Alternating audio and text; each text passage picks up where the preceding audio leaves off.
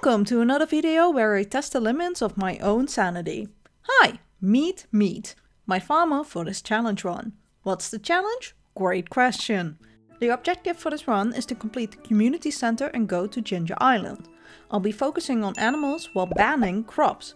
If you've played the game, you'll know that you need certain crops to finish the community center. Oh, so you're doing the JoJo route? No, fuck the JoJo route. Money as an objective is not really of interest to me. It's way too easy, not what makes the game fun for me. Oh, so you're going to use the traveling card and buy crops that way? No. I'm not interested in random number generator, the game.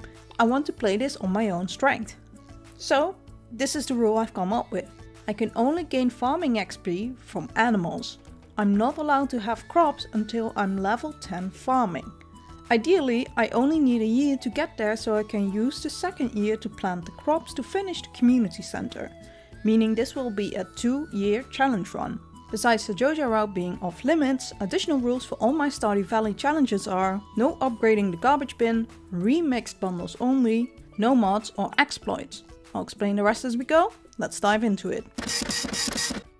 I call my farm Animal Farm, which I'm sure has no significant cultural message other than cute and equal farm animals. I ban the Hilltop Farm and Four Corners Farm for the little mining patch and go for the beach farm instead. Oh look, I got some parsnips, better make sure to.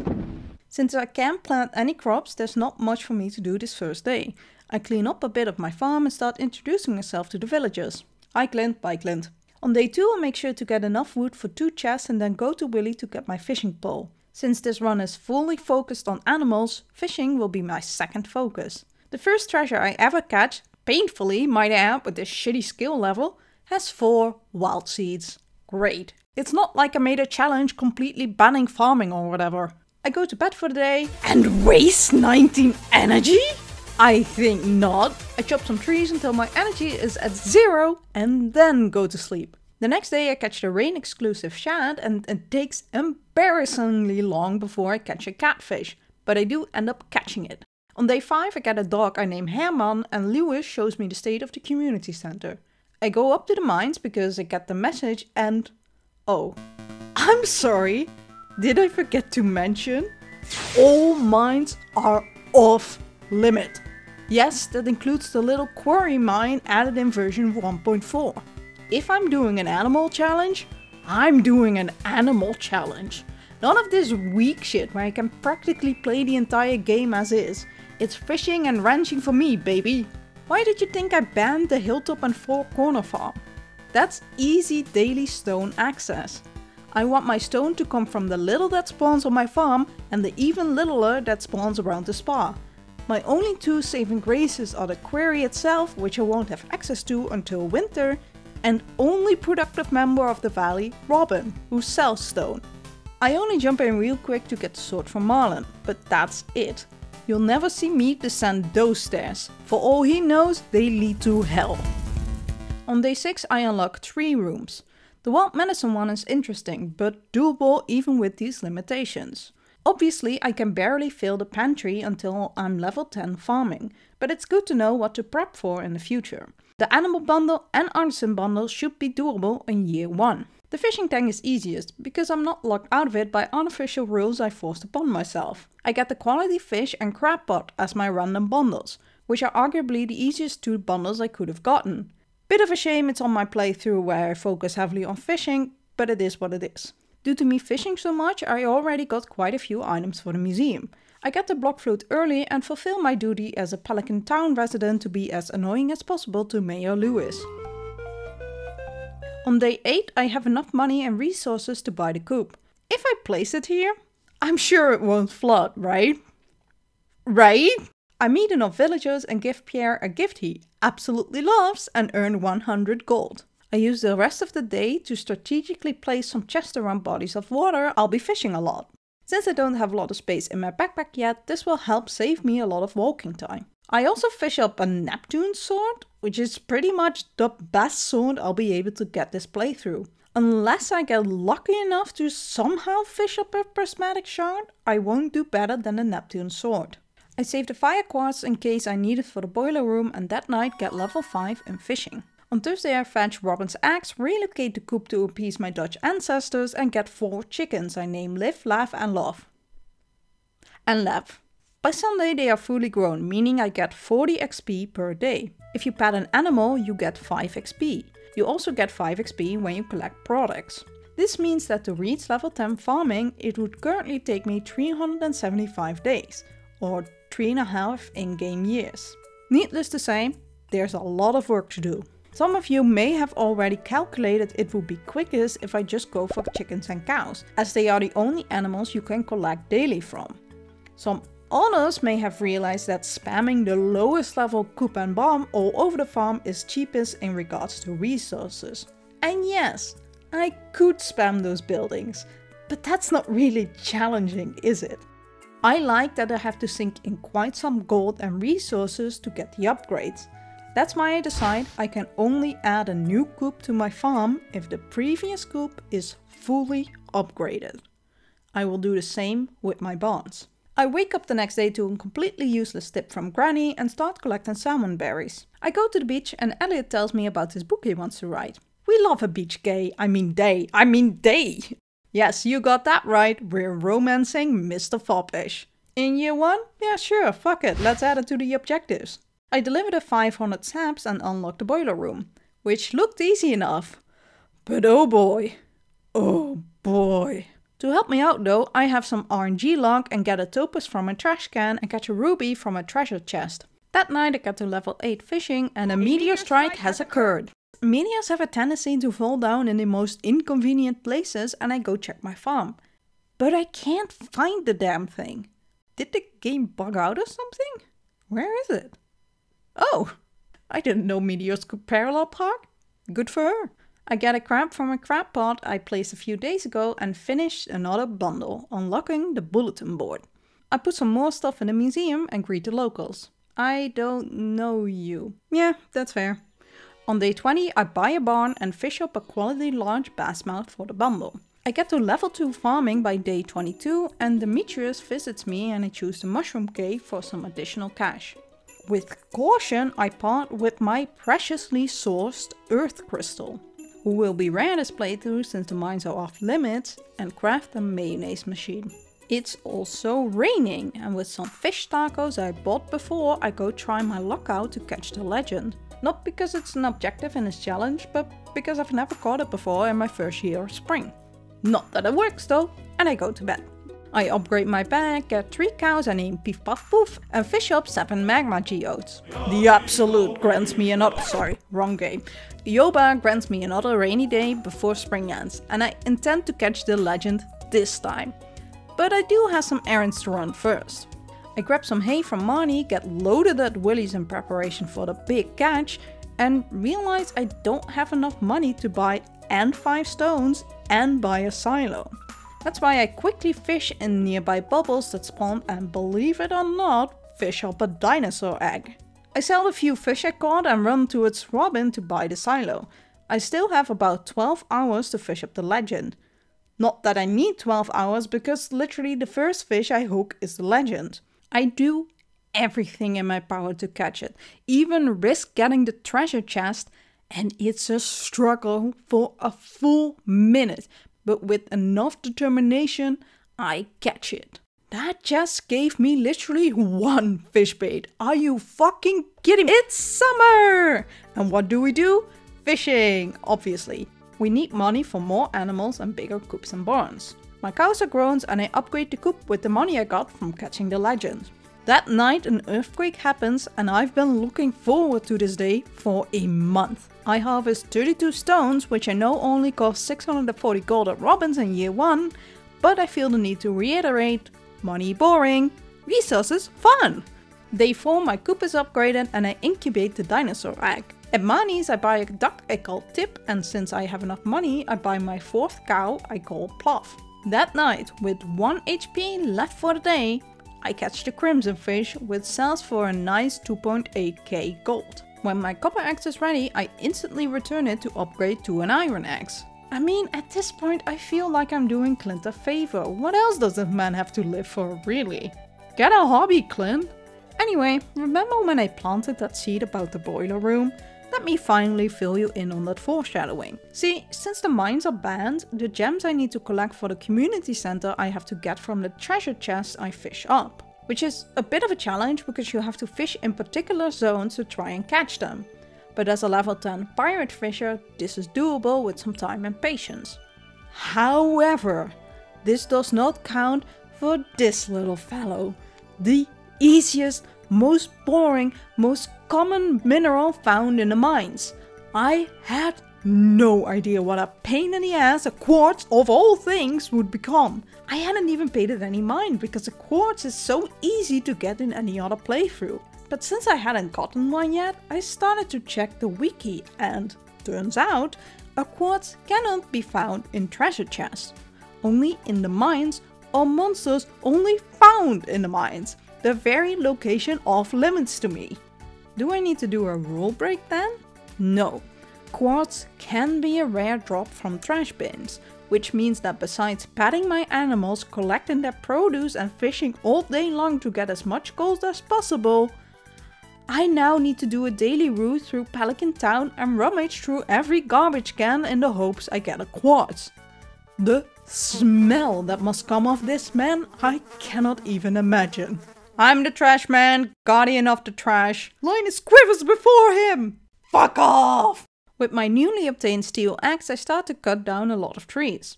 At the end of the day, I get to level 4 farming and level 6 foraging, giving me access to the lightning rod. Quite an important recipe as I will need its batteries to complete a bundle and get Willy's boat running. I won't be able to spam a lot of them because bats only spawn on my farm at night. Sometimes, but it will be enough to get at least a couple of rods. For the luau, I put in a golden star large milk for the best response and I drop off the fiddleheart ferns that I collected in the secret woods. On the first rainy day of summer, I catch the red snapper to complete a bundle.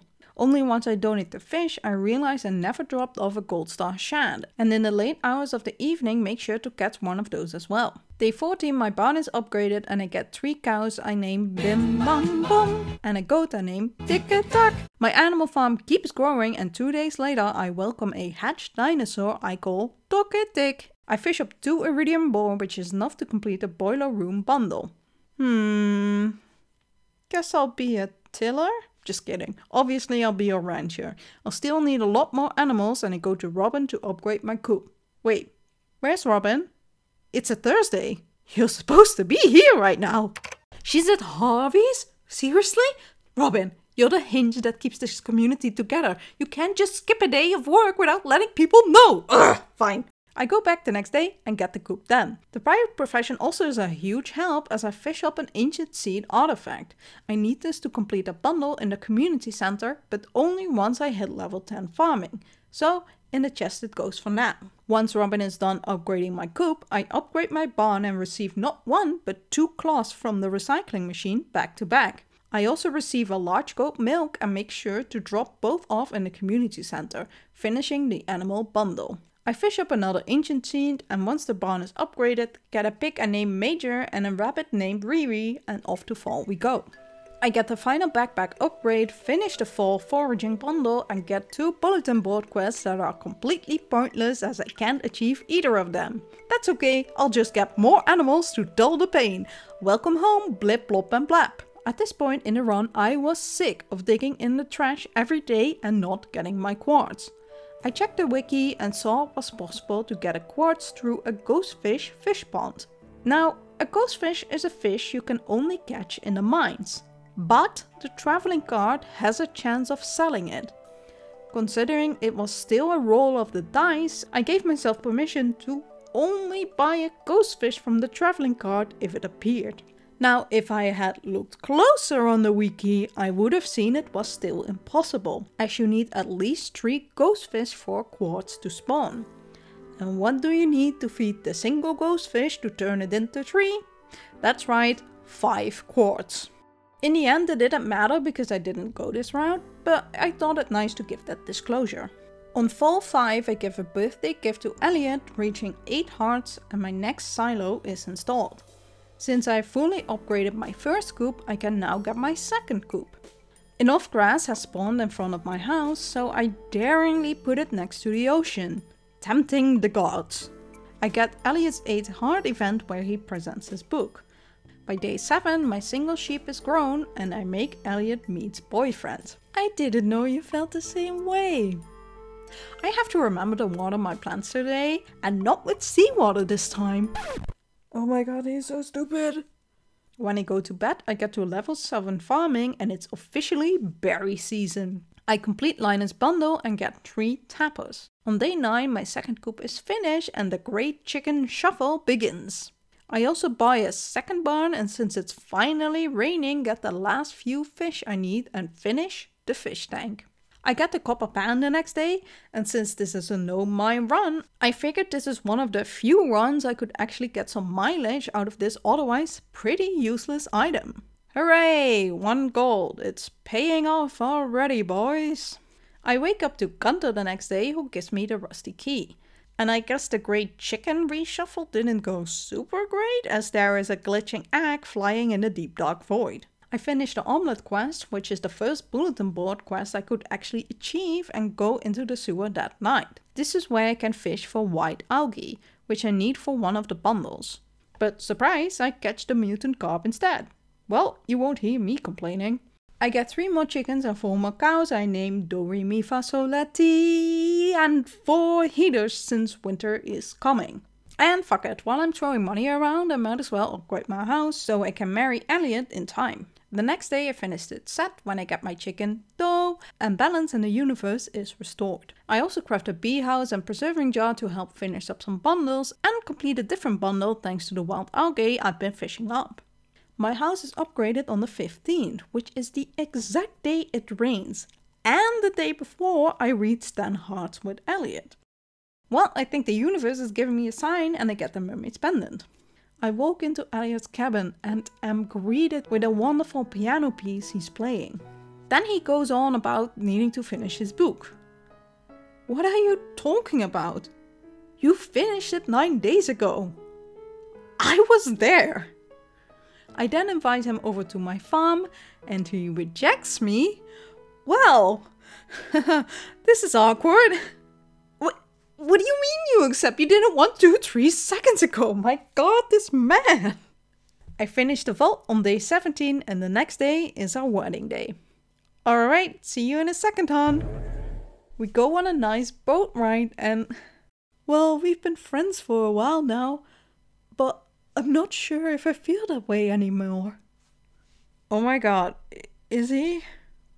I was worried you might not feel this way about another man. We are married, Elliot. We kissed in front of the whole town this morning. What are you talking about? Oh my god, this man has not a single brain cell, bless him. Anyway, trophy husbands aside, my coop is upgraded and I complete the artisan bundle, getting a keg as a reward. I save the grape I picked up in summer and use that to make wine for the wizard's bundle. At night I get the witch animation and I'm starting to prep for winter. Since I need about 1000 hay to get through winter, I buy another silo. Day 21 is Robin's birthday, but she's so hard at work she won't even let me give her a present. Persistent to finish the silo first. We salute you, Robin. So I named the hench chicken Robin in honor of the most productive member of the community. After my daily garbage collecting round, I visit the desert for the very first time. Just as Robin finishes my silo, I ask her to upgrade my coop. As a thank you for having spent so many days on my farm, I give her a goat cheese as a thanks. On day 25, I get my very first rabbit's food. Together with wine and cactus, I drop them off at the community center. When I walk around, I see some glittering in the river. I walk that way, and it despawns right in front of my nose. I hate this fucking mechanic. I made an entire challenge where, among other things, I wanted to see if I could make the copper pan more useful. And it still absolutely fails. Oh well, since Robin is so hard at work, I give her another goat cheese as she deserves. With my second coop upgraded a final time, I get 4 more chickens I call Pop, Pup, Pip and Pop. I do a lot of my usual stuff, gathering hardwood, doing some fishing and walking my daily trash route. That night I hit level 9 farming, which means I'm 5000 XP removed from level 10. When all my chickens are grown, I'll have 40 animals, but I can't collect daily from the goat, sheep, rabbit and dinosaur. The pig doesn't give me XP at all. It still means I get about 375 to 395 XP each day, meaning I will definitely hit level 10 farming this winter. The final day of fall I make sure to stay up late and remove all hay to stack up my silos. The first day of winter I start to move some buildings around, but don't get attached, I'll move it around some more. Now my second plan for winter comes into play. Get the tea sapling recipe from Caroline. See, even though you don't get farming XP from gathering tea leaves, it just didn't feel in the spirit of this challenge run to have a bunch of tea bushes to make money off. But since I'm nearly level 10 farming, tea bushes don't produce leaves anyway in winter, and tea bushes make excellent fences, I decide this is the right time to get them. I also visit Krobus and give him a birthday present, get the star drop and finish up the craft room, meaning the next day the quarry is finally opened. Again, I'm not allowed to enter the little mine offshoot, but this is just about the most stone I've seen in ages and it feels so good. On day 5 I complete Demetrius' bundle and visual link cards for the rest of the day for the bulletin board quest. After that's done I clear the rest of the quarry and that morning I wake up to my hardworking horse I name Boxer. The next morning I get jump scared by Pierre being on my porch, saying that if I keep buying seeds from him I'll be twice as productive. Pierre, mate, I've never bought a single seed from you in my life. I do my usual fishing routine and fish up a pair of boots and a small magnet ring. Since I've done nothing but fishing this entire playthrough, I easily win the festival the next day. I do all my usual rounds and oh, I finally get the omelette cutscene from the quest I finished last season. Oopsie!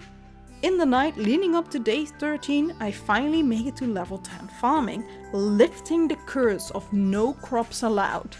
It's pretty useless to me since it's winter, I don't have the greenhouse or plotted plants for that matter. But it does mean I can fully prep for the upcoming year. On day 14 I wasn't recording, but I dig up a fucking quartz in Emily's and Haley's trash can. I race to the community center and finally complete the boiler room. Oh my god, what a day! That Monday I get Linus's bulletin board quest, which is exactly what I need. His reward gives you the fiber seeds recipe, and fiber I'll need for more tea bushes. Let's get trash fishing. Wait, what am I doing? The night market is in town. Only trash spawns there. What do you mean fish spawn here? Since when? Oh. The night market is at least good for one thing, and that's buying all the seasonal seeds I need to complete the last few bundles. I buy 4 auto grabbers for 100k gold and retrieve my silver pickaxe. I also give the wizard a birthday present and donate an aquamarine to the museum and the community center. By day 19 I complete Linus's request and buy an iridium sprinkler from Krobus. Why are you digging in the trash? Mind your business, David! After I see Linus swim naked, I get the fiber seeds recipe and get 200 of them. Since I have so much cash, I decide to upgrade my pickaxe to gold and destroy the neatly parked meteor to get a few extra iridium ores. Iridium ores are basically the only thing I still need to get before I can start skipping days. Which is so not what I tend to do in my playthroughs. I always maximize my days, so this will be a bit new for me and I want to prepare properly. On Winterfest I give Jody a diamond and Shane gives me an emerald. Okay, I'll take it, not bad at all. All these happy families, but for me, just another lonely year. Well, if you did something about that attitude, Clint, you might not be the pathetic wet man that you are. Just before the end of the year, I stock up on cheap stone before Robin racks up her prices and need to buy some more hay before I run out. I also decide to upgrade my barn twice so I get the auto feeder and won't have to get out of bed when it rains while I'm going to skip days next year. Spring, year 2. I plant my first ever crops and organize a bit of my farm. I've collected everything I need except some iridium ores for Willy's boat. Combined with the fishing in the lake quest, I get to work. By day 3, I catch enough lake fish and break open a few geodes. It's exactly enough to get my final and 5th iridium bar, which means I got everything I need to finish my goal to go to Ginger Island. Let's start skipping some dates. On day 14, I get all the grown crops and put them in the community center, finishing the spring crops bundle. I skip some more days until day 25 and also finish the rare crop bundle. I skip the summer and do the exact same thing. I plant the summer crops needed and start skipping days. It's only on day 11 of summer that I realize my animals only eat hay when I skip days and not the fresh grass, even though I left the doors open. Shit, no wonder I lost so many hearts. I quickly go to the desert to buy some cheap speed grow and leave an alien there to wreak havoc. Since I've not been engaging with any villagers and been losing hearts, I decide to go to the luau to boost my points a bit. I gather the crops I need for the bundle and I forgot to plant the red cabbage! Oh my god, thank god I found out halfway through the season.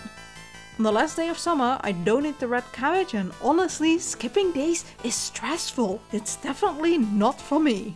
Time for fall. Thinking I learned from my mistake from summer, I plant my seeds. Unfortunately, I clearly haven't, because when I go to drop everything off at the community center, I realize I still miss some beets. Christ. Well, I quickly rush to buy some beets, but at least I get the greenhouse that night. On day 15, I complete the community center. While Willy finishes up the boat, I decide to do the wizard questline. On day 19, fall 2nd year, I managed to go to Ginger Island and... as I walk on that beautiful tropical island, something feels incomplete. Almost like this animal lover senses a certain presence that we need to find. That's right, I'm getting the ostrich. If this feels tacked on, that's because it is. After skipping 3/3 of a year, getting to Ginger Island didn't feel as satisfying as it did with other challenge runs. Getting the ostrich is plenty challenging, as you need to get pretty far into the Ginger Island content to get it. On my first day on the island, I tried to get enough golden walnuts to unlock the house. But since my combat level is so shit, I actually fall down to a tiger slime. Not all is lost and I decide to return home for the night. The next day I do the Pirate's Wife fetch quest and sell all the animal products I've saved since the beginning of this year for a very solid 500k total. Since it's a rainy day on the island, I make sure to get one of the gems. Unfortunately, it does mean Birdie isn't present to finish the questline, so I'll do that the next day. And get enough walnuts to get myself the hut. Now, to get the ostrich, I will need to get a mummified bat, which I can only get in the mine. For the incubator, I also need a few cinder shards, which are only accessible in the dungeon as well. You could get them from a stingray fish pond, but like with the ghost fish, before you reach a population that could produce a shard, you'll need to give them 7 cinder shards, which wouldn't get me anywhere anyway. Since that's so counterproductive, I decide on a temporary lift on the mine ban. I am allowed to go into the volcano dungeon, and only the volcano dungeon, and only up to level 5. After which I have to turn around. That felt like a fair compromise, so I can get access to everything I need, but can never reach the forge and upgrade my tools. Not that I felt like diving deep into the mine in this playthrough, with my absolute shit combat and mining level, no thank you.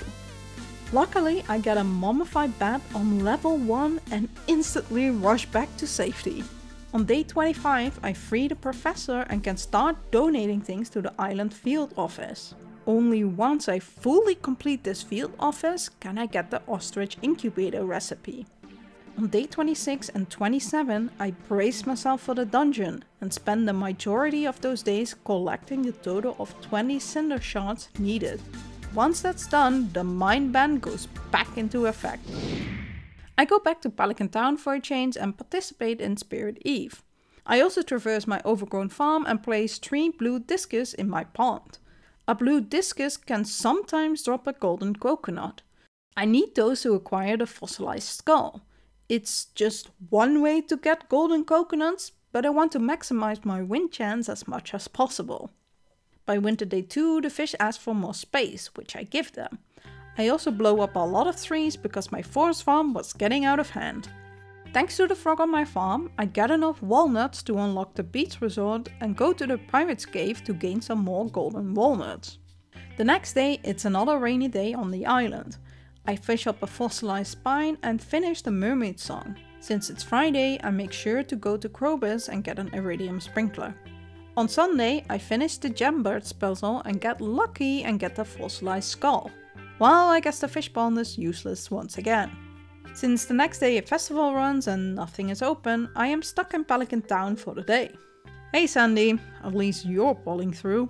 With another snake vertebra, I finish up the snake. All I need now is the fossilized ribs, which can be obtained from bone nodes or artifact spots in the southern part of the island. I also still need scrap number 10. On day 14, my husband Elliot goes on book tour for a whole week, but he sends me a letter each day to tell me how it's going. The next day, I finally get the fossilized ribs, meaning I learn the incubator recipe. I also unlock the walnut room and accept the tropical fishing quest from the bulletin board. Exhausted from another day failing to find a scrap, I head to bed. Should we adopt a baby, Meat? Well, Elliot, you're on a book tour. Is he texting me this at midnight? Hey, you up? Yeah. Wanna get a kid? You're so goddamn stupid, I love you so much. But it gets worse, because when I wake up, I get a letter from Elliot as is part of his event. And he tells me he had a Joja value meal, and apparently that was the moment he went, yeah, let's bring a child into this situation. What an epiphany to have over a budget meal with your husband currently not present. My god. Well, I never should have assumed Meat liked them smart. I go to the Statue of Uncertainty to reset my farming level and get the Coop Master to hatch the egg faster once I get the scrap node. Which happens that same day whilst I'm woodcutting. I leave everything behind and get the Ostrich egg. I do make one incredibly stupid mistake though. I incubate the egg before I reset my farming level. So the Coop Master is not activated in time. Well, I never claimed Meat to be smart either. The 19th, I get a letter from Gus, who says he has no way of getting a coconut. Gus, if only there was a daily boat trip to a tropical island? Well, nobody is smart, I guess, and we can all be thankful for that on this Feast of the Winter Star. Speaking of which, who am I to break with tradition, right? Here you go, Pierre. I'm sure you'll love it. The last day of winter, my precious baby Ostrich gets born. I call her the End. Interpret that however you want. With a baby on its way and all animal species acquired, there's finally peace on Animal Farm. Or whatever version of peace is with so many goddamn animals. Grandpa certainly approves. And as the third spring dawns, Meat and his trophy husband and his 50 or so children, furry or otherwise, live happily ever after. And that is the moral behind Animal Farm as George Orwell intended it. Thank you for coming to my book report. The end.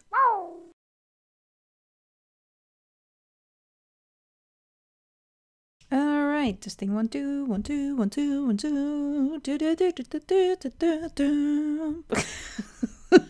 Why do we always break out in song? What's that about? Let's discuss. The next day I catch the rain exclusive chat, not chat. Chatfish. The image of it is just, it's in my brain now. It's quite good. The chatfish compared to the virgin shatfish. Oh, I'm funny.